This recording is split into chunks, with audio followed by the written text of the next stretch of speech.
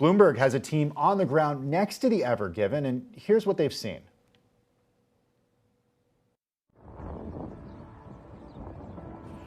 Two of my colleagues are at the scene now at the Suez Canal, just meters from the ship, and they're sending us these photos and video that give some idea of the size of the ship and the scale of the problem.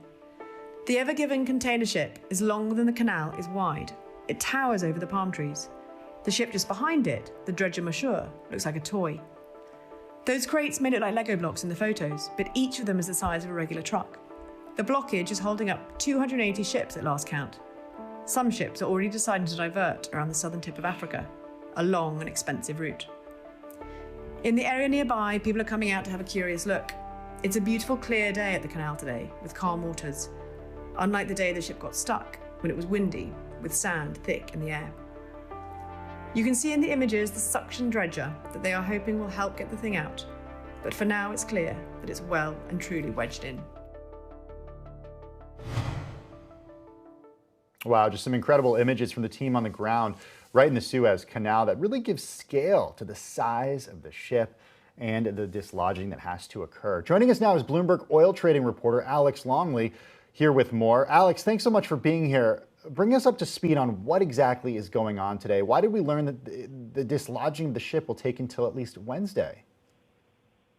Yeah, so that's the main development so far today, that kind of prolonging of how long this is going to take to kind of get the show back on the road, as it were. And the reason that we've had these updates sort of in the last, well, we probably first started hearing it a few hours ago, and the news breaking this morning that we're unlikely to see any movement before Wednesday, is because it was yesterday that the salvage teams and the international experts first started to arrive on the ground. Now, we've reported that Smith Salvage, who are kind of the heroes of the hour that you send for when you've got a grounded vessel, they sent their experts in. They arrived yesterday morning, so they will have spent yesterday analysing the scene on the site, analysing how best to move the ship out of place.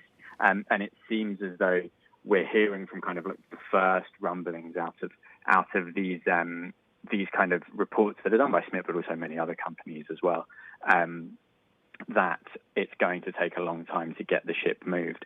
That's really the main development we've seen so far today, and around that, vessels continue to back up at both sides of the canal. Yeah, so let's talk a little bit about that. You heard our colleague talk about how some ships have actually decided to, at this point, take the longer route around Africa because the Suez Canal is blocked. Give us an idea of where consumers, if at all, are going to start seeing the results of this blockage. Well, one of the things you have to keep in mind as well is that the Suez Canal is used by pretty much every type of ship in the world. Wow. So the vessel that's run aground is a container ship full of consumer goods. You know, they carry television, cuddly toys, those kinds of things. And for those kind of lines, already we've seen owners saying that they're going to take the long way around, as we said, to give certainty for supply. So it's unlikely that you're going to see sort of meaningful disruption. There'll be probably delays at ports and things like that because ships are going to take a couple of weeks longer to get there. But by going around the Cape, you also know that the worst case scenario is that these vessels will turn up in a couple of weeks. Don't forget as well, though, there are plenty of other types of ships that are both diverting and stuck in that canal. That's from oil tankers, which is sort of my day-to-day work, to bulk carriers, which carry things like grain and wheat. So there's this enormous hodgepodge of materials that are currently stuck in and around the Suez Canal. But for the time being, and I stress that this is for the time being because there's still much uncertainty about how long this goes on for, the consumer impact seems relatively limited, but it can spiral out of control if these delays carry on. Spiral out of control. It's terrifying, I think, to think about for a lot of reasons. We rely on the world to get us our goods in many parts of the world. The supply chain is, of course, global.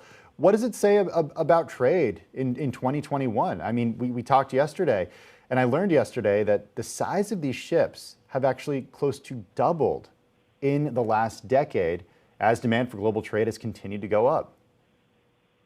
Yeah, exactly. And a lot of the conversations I've been having over the last couple of days have been with people in the salvage business who, you know, it's not an industry that necessarily comes under the microscope very often, but for events like this, it really does. And they've been saying that for a long time, they've been expressing concerns about size of these container ships, because they're getting not only bigger, and that runs the risk of them blocking major arteries like the Suez Canal, but also it makes them much harder to move. And we're seeing that with the amount that this ship has been grounded within the Suez Canal and the time it's taking you. Part of that difficulty is this is an extremely large vessel with thousands of containers on board. And that's a trend that's carried on over time, but the infrastructure doesn't adapt. The Suez Canal has been widened, but clearly it hasn't doubled in size over the last few years. And that's true of other arteries as well.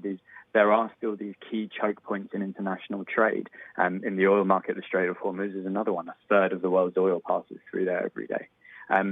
So we're incredibly dependent on these small geographical areas to basically keep the global economy functioning every day. Bloomberg's Alex Longley, thank you again for your time. It's great to have you on the show, giving us the latest on the Ever Given.